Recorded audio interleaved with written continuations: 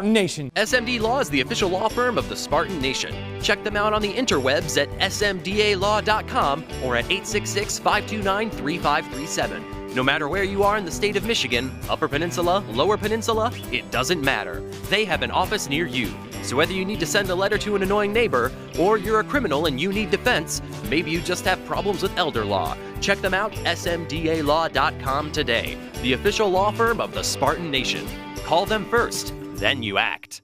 Good evening. Welcome back, Spartan Nation Radio. So excited to have my good buddy Danton Cole, the terrific MSU hockey coach. He's a great father, a super husband. Of course, if you met his wife, if you couldn't be her super husband, then you're a moron. She is such a beautiful lady, inside and out. In fact, I always tell everyone, I joked with Hollis about this. If you ever wanted to know if Danton Cole could recruit, you just met his wife, because he outkicked his coverage. And then he's a great man of faith and a super coach. He's a tactician.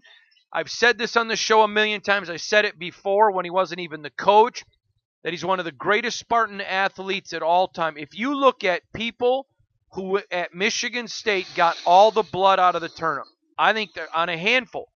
When you look at every sport, I can name maybe 5 or 6 men or women who, when they left Michigan State, they got everything that they could. Magic was one of them.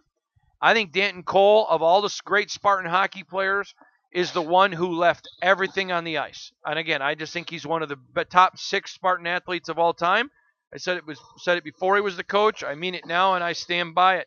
And we're going to talk to him about his secret weapon in recruiting. Coach, every kid I talk to, whether it's football, basketball, hockey, wants to get to the pros. Izzo has said on this show numerous times, I don't want to recruit any kid who doesn't want to get to the NBA. He said, because if they don't want to go to the NBA, then they don't have a passion for the game to play at its highest level. He says, I know not every kid I'm going to recruit can get there, but I want every kid who wants to be there and has the will to work to get there. How much does it play in recruiting when you look at them and say, do you know how many guys I've coached who've been drafted? How many draft picks do you have?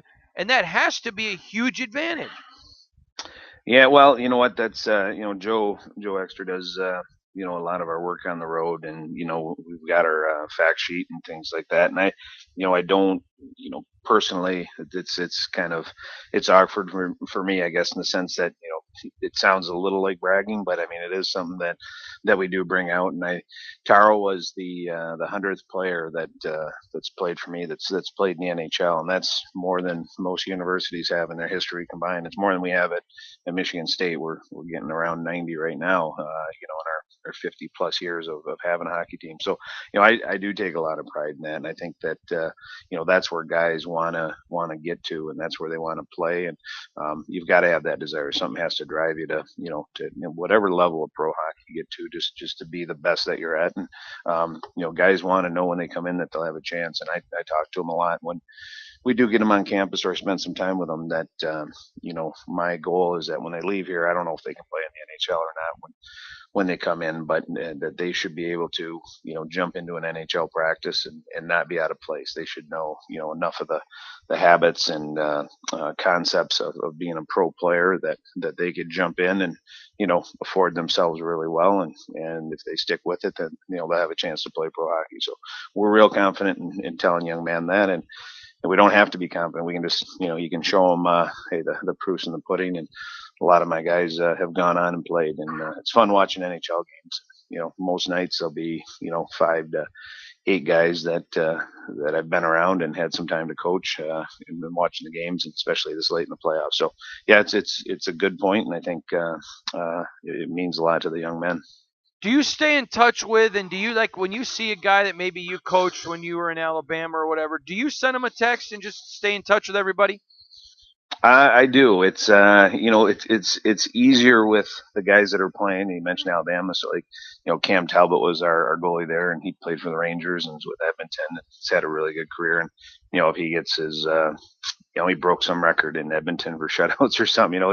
That's a good time to send a guy a text and keep up with them. And then certainly all the guys through the NTDP are having great runs, and we've got a lot of guys that played for me there in the NHL, and then.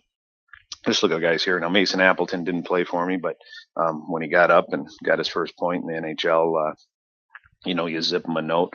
It's the other guys that are a little harder. When a young man, finishes his 10th year of teaching, or has a son, when he's 35, we don't always get that news right away. So those are the harder ones, just because you don't see it as much. But no, I like we invest a lot in these guys, and I always tell people I've got 3 daughters and 25 sons every year, and you know what, it's personal to you, and you love to have them see success no matter what they're doing once they leave you and head out on their own. Coach, I want to get into your next secret weapon because there's no doubt your recruiting has been phenomenal at Michigan State. It has not been good, it's been phenomenal. And I don't think that this next secret weapon gets enough attention. It does by you, but not the media and fans. Exter and Luongo, your assistant coaches, they've been on this show. I love them both as guys. They're great guys. But they're terrific coaches, terrific evaluators. I mean, these guys are a secret weapon in recruiting that I just don't think gets enough attention. Am I wrong? No, not at all. And those guys, they spend the time and hit the road, and Joe takes the lead on that and tells us where we have to be and where we have to go. But the not the easy part, but the visible part, I guess, is going to the games and watching guys. The part behind the scenes where you're trying to evaluate, as we've talked about, talent. You're trying to evaluate character, trying to evaluate their families. Joe does a great job with that, and then all the moving parts that go on the other 23 hours of the day when you're not watching the game. There's so many people involved now, between coaches and parents, and all these young men have advisors, and it's tough keeping everything together. But Joe does a great job. He makes it simple on the rest of us, and does a great job. But I've been happy with it, and we were in most people know, in an interesting situation coming in, and we've had to spend some time. I've been saying more in a business sense, kind of rebranding what we are, or getting it back to what it was. So when people used to say Spartan hockey, they thought of Coach Mason and tons of pro guys coming out of here, and just that commitment to excellence that was on the wall at the end of the locker room, and trying to build back to that. And those two guys are the face of our program when they're out there and they're talking and representing us, and they do an outstanding job. Coach, this is an interesting question, but one of the things that helps Spartan football and basketball is so many pros and so many guys. Does it help in hockey, but you're recruiting guys so young? Does it have as big of an impact when they see a Taro or a Torrey Krug or other great young players now?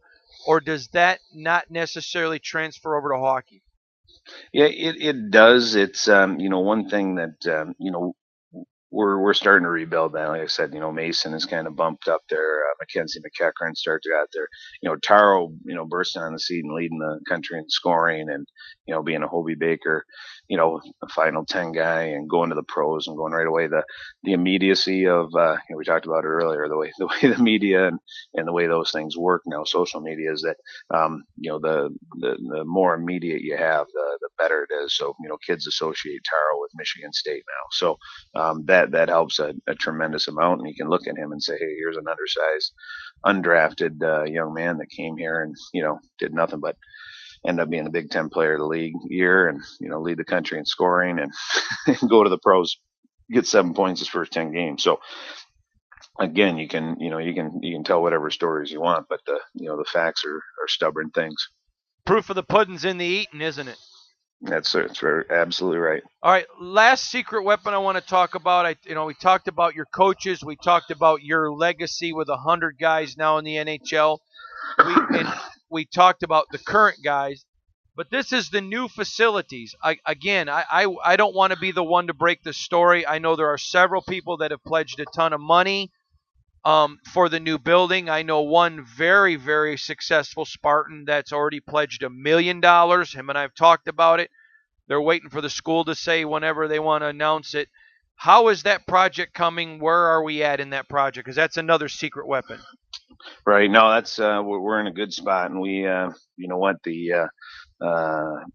should get started here this summer, or I would say when I say summer, probably September 1st at the latest, just depending on the the contracting firm and all that. So we've had lots of meetings. We're already down to the point of carpeting and fixtures and things like that. So that's pretty far down the road.